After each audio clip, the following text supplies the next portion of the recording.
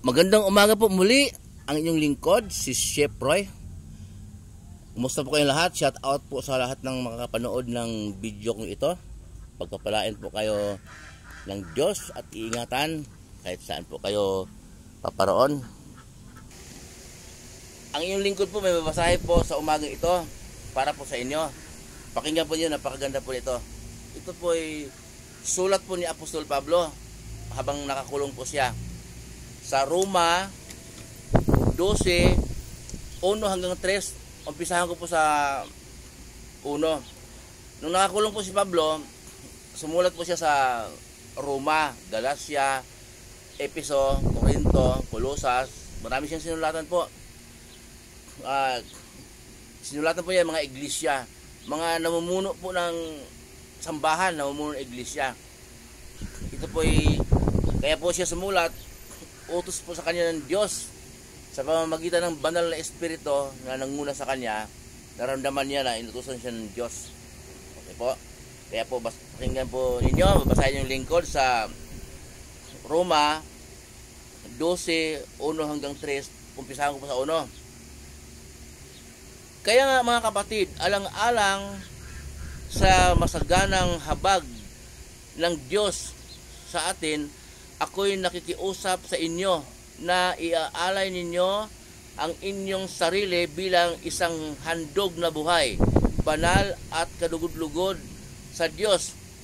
Ito ang nararapat na pagsamba ninyo sa Diyos. Huwag kayong makiayon sa takbo ng mundong ito. Sa halip, hayaan ninyong baguhin ng Diyos ang inyong pag-iisip upang maunawaan ninyo ang kanyang kalooban. Sa gayon, magagawa ninyong kung ano ang mabuti, kalugod-lugod at ganap na kalooban ng Diyos.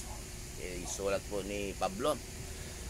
Ang ibig po sabihin sa sulat po ni Pablo ito, ang pagsamba po sa Diyos pala ay aalay natin ang ating sarili.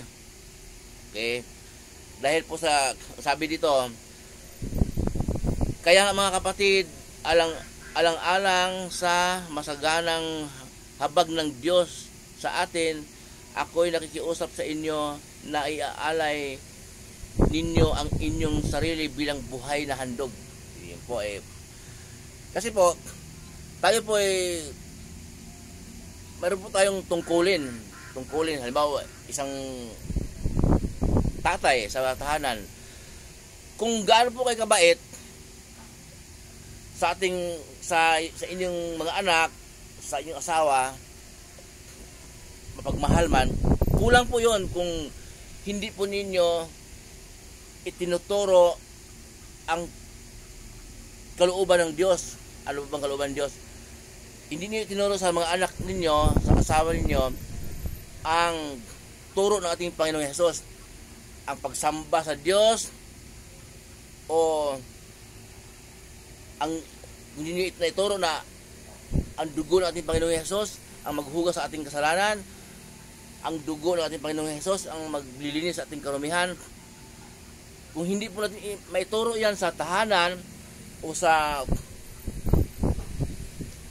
pamilya o sa work, kung saan ka man, ay useless po rin ang iyong kabaitan.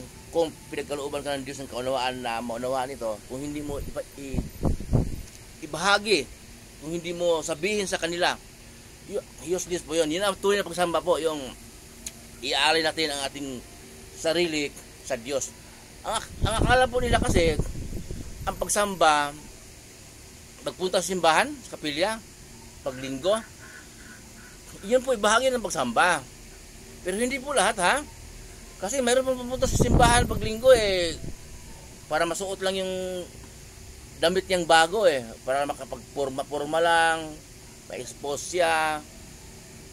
Yung iba nga eh, bago maglinggo, Sabado pa lang, pupunta ng salon, nagpariban, gumastos ng 4,000, 5,000, para maganda siya. So dating sa simbahan, susuot niya yung damit niya paborito, para ma-expose lang pala. Pero sinasabi po dito na yung kalooban natin hindi naman pala hindi naman pala natin bukal sa ating kalooban na sasamba sa Diyos. Ang pagsamba po sa Diyos, ang ibig sabihin, araw-araw po, sa lahat ng oras. Okay? Ang inyong lingkod ay pinagkalooban ng Diyos ng kaunawaan na sasabihin ko ang kaniyang mga salita. Hindi ko po sarili to, kundi banal na espiritu na nanguna sa akin. Kaya, nasa workman ako, sasabihin ko, pero nasa kanila na po yung kung paniwalaan niya o hindi. Kasi po, ang Diyos ay pag-ibig. Okay? Mula noon po hanggang ngayon, nagpapadala ang Diyos ng tao sa mga lugar upang magsalita ng kanyang mga salita. Dahil nais ng Diyos po ay ang tao ay maligtas. Lahat ng tao maligtas. May nagtanong nga sa akin na si Proy, ang Diyos ay pag-ibig. O bakit niya parusahan pa ang mga tao pagdating ng paghuhukom ang mga kasalanan? Ba't kailangan pang mapunta sa impyerno? Ang sagot po noon, Satanas nga, hindi niya pinatay agad.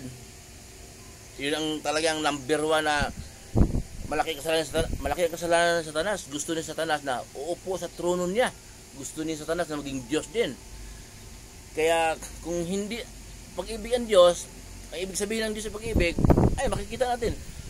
Si Satanas hanggang ngayon hindi pa niya pinarusahan. Parusahan niya pagdating ng paghuhukom, pagdating ng wakas. Yun po ang makikita po natin ang Diyos sa pag-ibig. Kasi kung parusahan niya agad si Satanas, si Satanas po ay nilikha niya bilang anghel niya pasimula pa lang.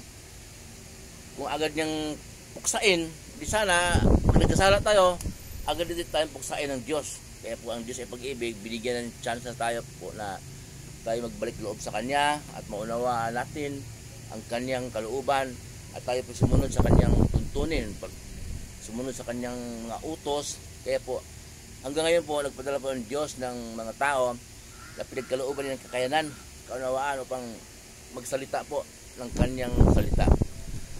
Kaya po ang inyong lingkod, hindi po ako nahihiya at hindi po ako natatakot na sabihin kung anong kaunawaan na pinagkaloob sa akin ng Diyos. Kasi po, hindi ko po kayang sabihin kung sarili ko lang. Kasi po ang inyong lingkod wala din naman alam Naunawaan ko po ang salita ng Diyos dahil pinaliwanag sa akin ng Diyos.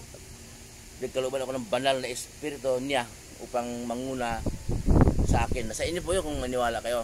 Pero kaya bago po kayo humatol, yung sinasabi niyong lingkod na Roma 12:1 hanggang 3, basahin po muna ninyo bago po kayo humusga kung ano ang sinasabi ko. Kung may Bible kayo sa bahay, kung wala, pwede kayo manghiram o bumili po kayo. Mahalaga po yun kasi magbasa kayo ng kung ano-anong pocketbook na, kung ano-anong magazine, mga bold, kung ano-anong mga skandal na pinagkaabalahan natin. Mahalaga po kasi ang kamatayan po, hindi natin alam, mahirap mabuhay daw, sabi ng iba. Work ka, maaga magising, kung saan ka magpupunta sa bukid, mangisda. Pero pag yung kamatayan, napakadali, bangungutin, maaksidente, may nagbarilan, huldapan ka pulis, tamaan ka ng ligaw na bala. Kaya napagkamalan ka ng pulis, akala wanted ka, kamukha lang pala, papatayin ka. Napakadali mamatay. Kaya po, bago maganap po yun, ay kailangan matagpuan tayo na tayo mananampalataya at kilala natin ang tunay na Diyos at sumunod po sa kalooban ng Diyos. Ano ba kalooban ng Diyos? Sundin ang mga turo ng ating Panginoong Hesus. Sa Bible po naman, hindi tayo maliligaw. Muli po yung lingkod, si Chef Roy. Ingatan po kayo ng Diyos at pagpapalain ng Diyos. Pagpapalain po kayo sa mga trabahong pinasukan ninyo, mga negosyo, ano man pinagkakitaan nyo sa buhay, ayon sa kalooban ng Diyos.